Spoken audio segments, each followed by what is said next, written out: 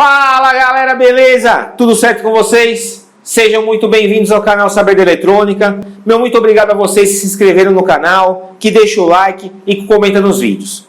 Hoje uma videoaula muito bacana, atendendo mais uma vez a pedido aí de vocês, falando sobre o circuito de entrada dos notebooks, mais especificamente de proteção. Nós vamos falar sobre o operacional funcionando como shimmy trigger. Tem todos os detalhes da análise, eu fiz um circuito no simulador para explicar todo o funcionamento. E se você quer acompanhar, se te interessa esse assunto, você já sabe, bora lá, vem comigo.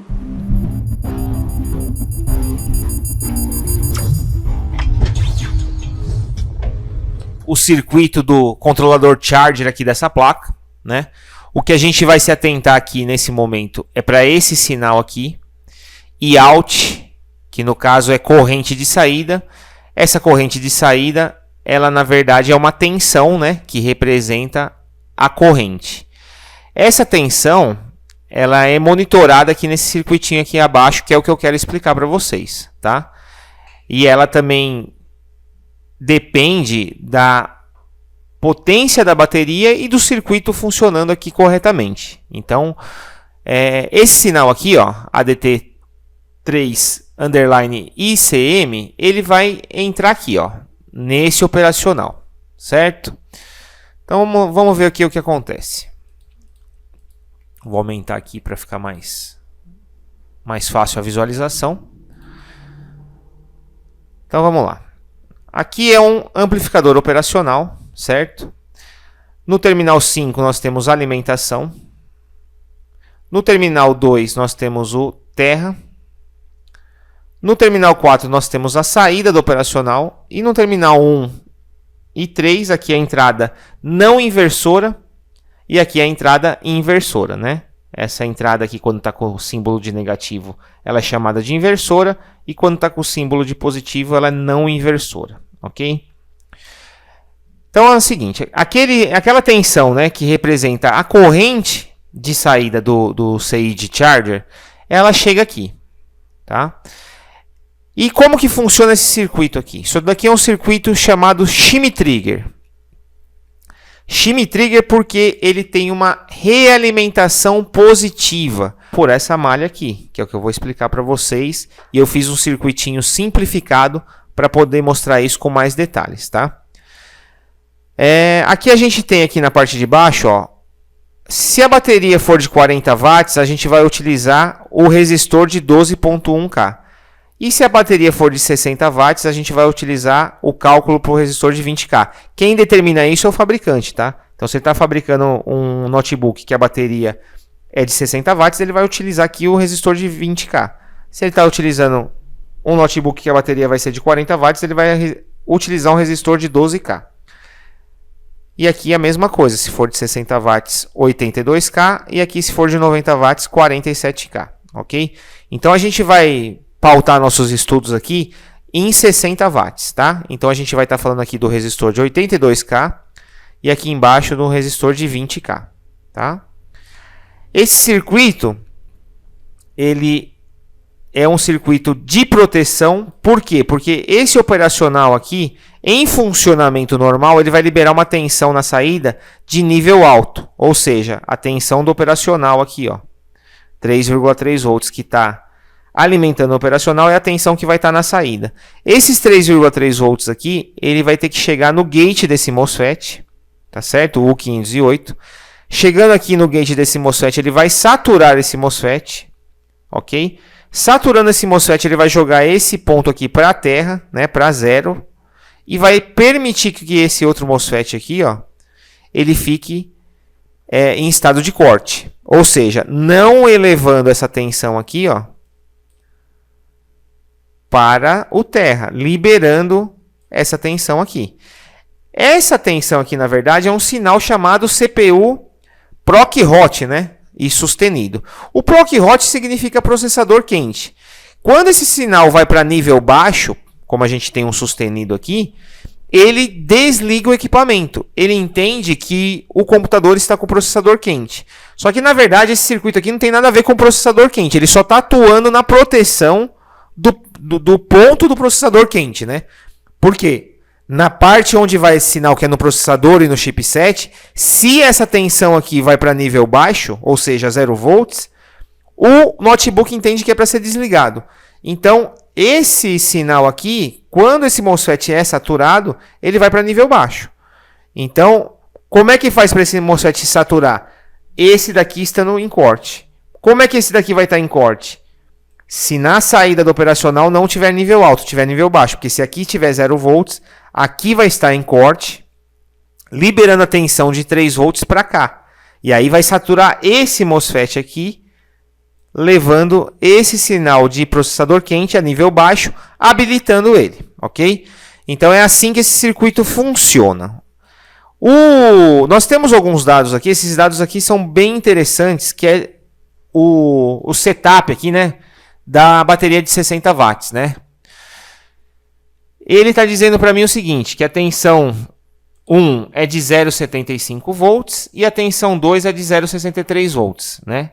Para 71 watts e 61 watts. Eu vou explicar isso aqui em detalhes para vocês agora, como que funciona essas tensões aqui, que isso aqui está relacionado ao circuito shimmy trigger aqui que eu quero explicar para vocês.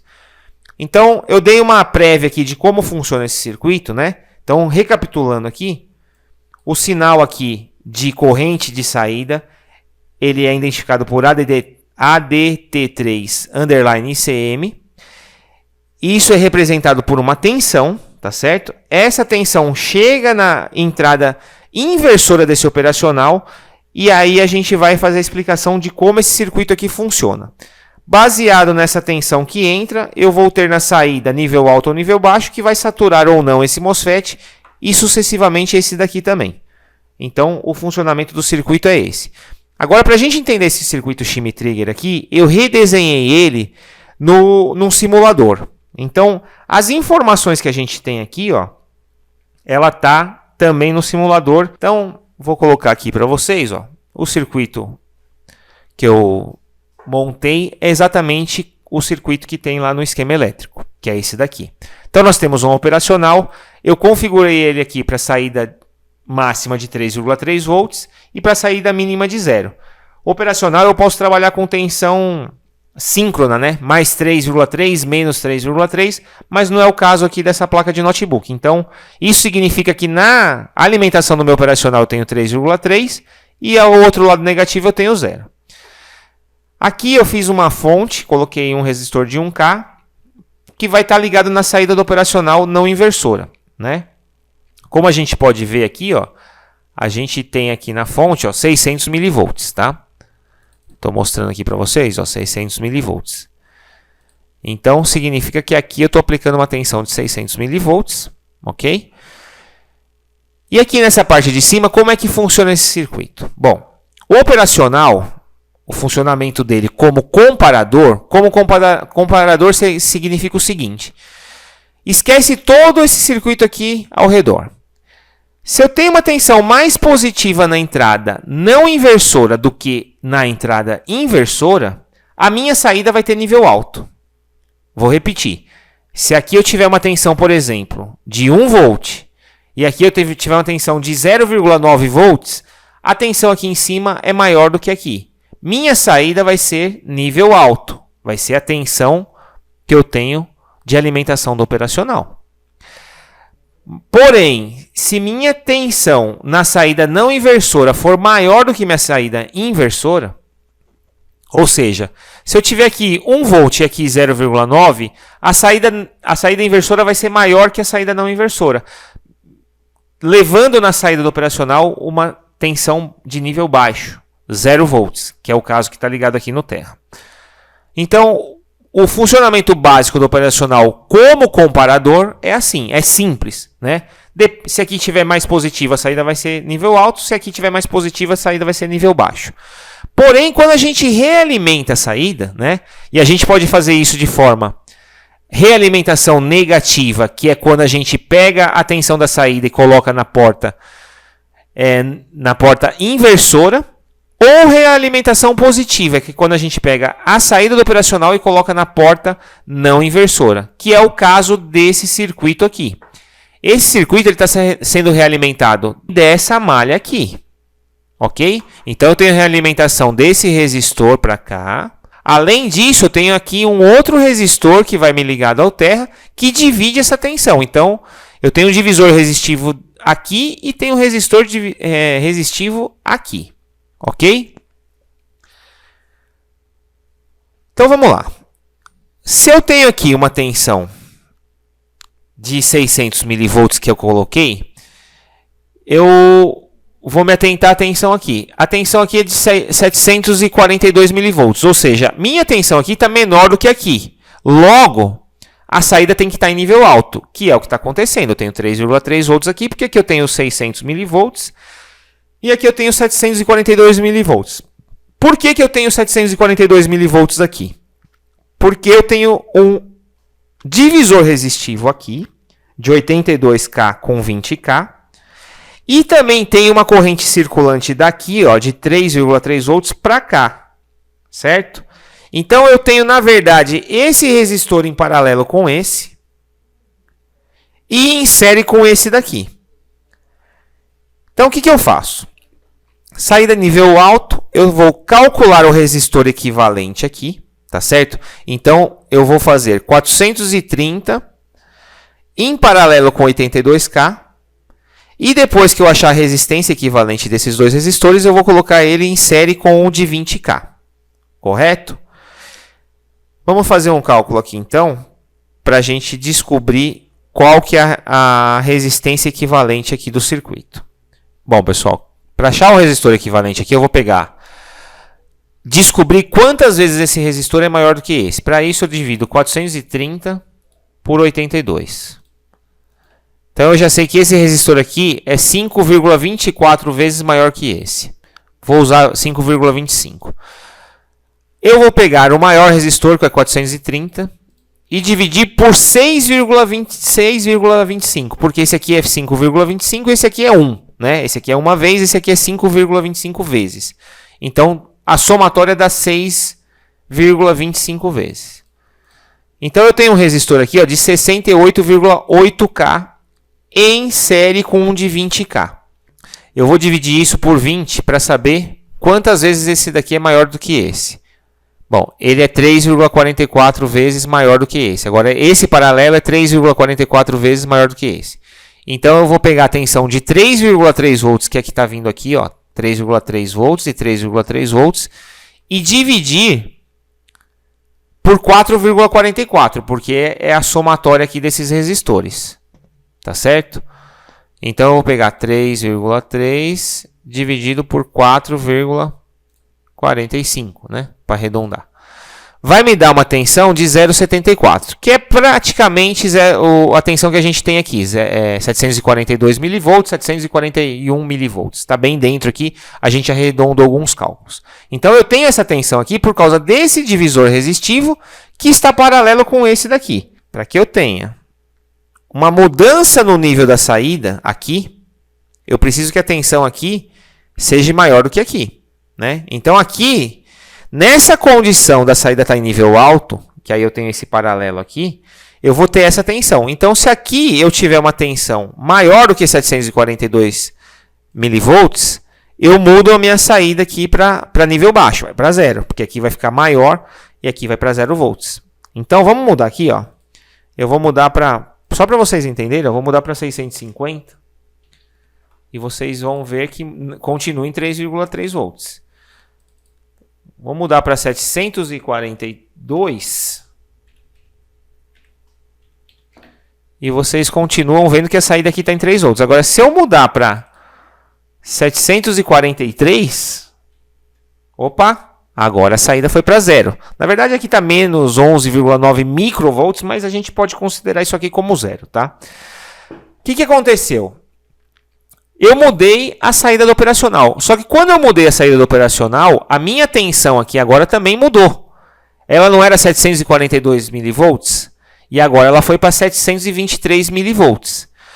Ou seja, para que eu consiga voltar minha saída para nível alto aqui, para os 3,3 volts, eu preciso que essa tensão aqui seja menor do que o 623. Porque senão ela vai continuar em nível baixo aqui. Por que isso agora? Porque A tensão aqui, ó, tá 3 volts, aqui tá 0. Então eu tenho uma corrente circulante daqui para dentro do operacional. E eu tenho também de 3 para cá, para esse divisor resistivo, que é o que está calculando a minha malha aqui.